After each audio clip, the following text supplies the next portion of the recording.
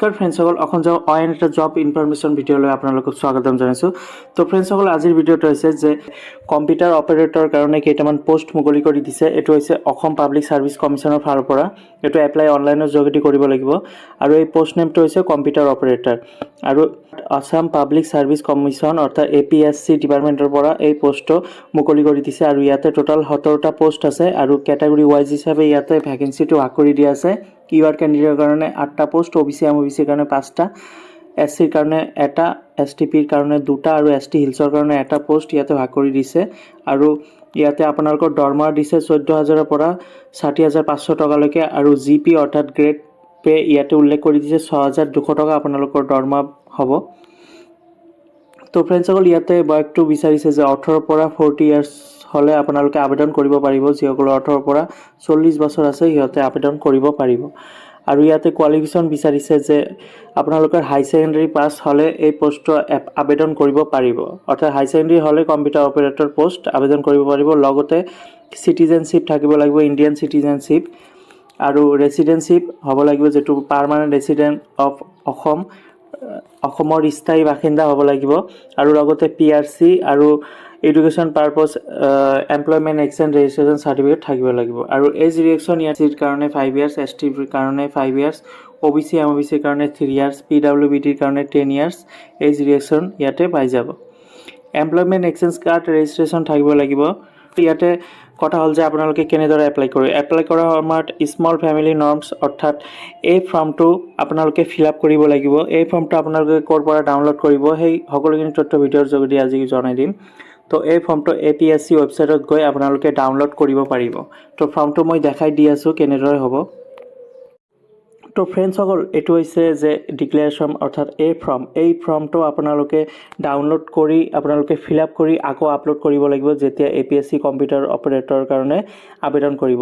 তো ইয়াতে কেনেদৰে ফিল আপ কৰিব, ইয়াতে চাওক লিখা আছে আই শ্ৰীমতী, অৰ্থাৎ আপোনালোকে যদি অৰ্থাৎ ল'ৰা হয় শ্ৰী দিব আৰু ছোৱালী হ'লে শ্ৰীমতী লিখিব, আপোনাৰ নাম লিখিব। তাৰপিছত চন অফ, ডটাৰ অফ ইয়াতে টিক মাৰ্ক কৰিব।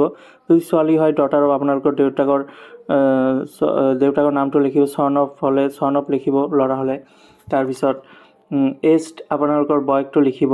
তাৰপিছত ৰেচিডেঞ্চিপ অফ আপোনালোকৰ এড্ৰেছটো দিব, ক'ত বাসিন্দা কৰি আছে অসমৰ, যে ফুল এড্ৰেছটো দিব। গ্ৰামৰ হ'লে ফুল এড্ৰেছ দিব, টাউনৰ হ'লে ফুল এড্ৰেছটো লিখিব ইয়াতে, পোষ্ট অফিচ, ভিলেজ, তাৰপিছত পুলিচ ষ্টেচন।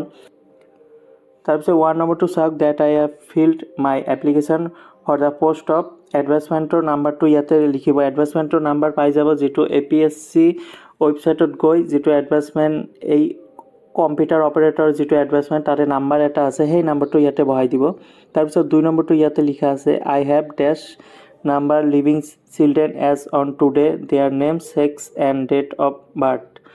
তো ইয়াতে কুৱেশ্যনটো হ'ল যে আপোনালোকে যদি মেৰিড হয়, তেতিয়া আপোনালোকৰ যদি সন্তান 2টা হয় তেতিয়াহ'লে ইয়াতে 2টা বা 3টা ইয়াতে লিখিব লাগিব সন্তানৰ নাম। যদি 2টা হয় ইয়াতে 2 লিখি দিব, আই হেভ 2 নাম্বাৰ লিভিং, এটা হ'লে 1 লিখি দিব। তো ইয়াতে নেমটো লিখিব, ছেক্স লিখিব, ডেট অফ বাৰ্থ লিখিব। তাৰপিছত 3 নম্বৰটো ইয়াতে চাওক, I am award date I have more than 2 living children, I am liable to be disqualified for the appointment to the post। ইয়াতে লিখা আছে যে 2টাতকৈ অধিক যদি সন্তান হয় তেতিয়াহ'লে আপোনালোকে এপইণ্টমেণ্ট যদি আহে, তেতিয়া কিবা ভেৰিফিকেশ্যন যদি লয় তেতিয়া আপোনালোকে চাকৰিটো নাপায়। 4 নম্বৰ পোষ্টটো চাওক, আই অলছ' ডিক্লেয়াৰ ডেট, যদি আপোনালোকে বিয়া কৰিছে তেতিয়াহ'লে লিখিব আই এম মেৰিড, ইয়াতে টিক মাৰ্ক কৰি দিব। আৰু যদি বিয়া নকৰে তেতিয়াহ'লে ইয়াতে আই এম নট মেৰিড লিখি দিব। 5 নম্বৰ অপশ্যনটো আছে যে ইয়াতে লিখা আছে যে চাইল্ড মেৰেজ যদি কৰিছে আপোনালোকে তেতিয়াহ'লে এই পোষ্টৰ বাবে ডিছকুৱালিফাই হৈ যাব, কিয়নো ইয়াতে বিয়াৰ ক্ষেত্ৰত যদি আপোনালোকে 18 বছৰ তলত বিয়া কৰিছে ছোৱালীৰ ক্ষেত্ৰত তেতিয়াহ'লে ডিছকুৱালিফাই হ'ব, আৰু ল'ৰাৰ ক্ষেত্ৰত 21ৰ তলত কৰিলে ডিছকুৱালিফাই হ'ব। কমেও ছোৱালীৰ ক্ষেত্ৰত 18 বছৰ হ'ব লাগিব আৰু ল'ৰাৰ 21 বছৰ হ'ব লাগিব, তেতিয়াহ'লে এই পোষ্টৰ কাৰণে আবেদন কৰিব পাৰিব। তাৰপিছত ইয়াতে প্লেচটো লিখিব, আপোনালোকৰ ঠাইখনৰ নাম, ডেটটো লিখিব। তাৰপিছত ছিগনেচাৰ অফ দ্য এপ্লিকেণ্ট, আপোনালোকে ইয়াতে ছিগনেচাৰ কৰিব। ছিগনেচাৰ কৰি তাৰপিছত এই ডিক্লেৰেশ্যন ফৰ্মটো আপোনালোকে আকৌ ছাবমিট কৰিব লাগিব। যেতিয়া আপোনালোকে এপ্লাই কৰিব তাতে আকৌ ছাবমিট কৰিব লাগিব। এইদৰে ডিক্লেৰেশ্যন এই ফৰ্মটো আপোনালোকে আপলোড কৰিব লাগিব।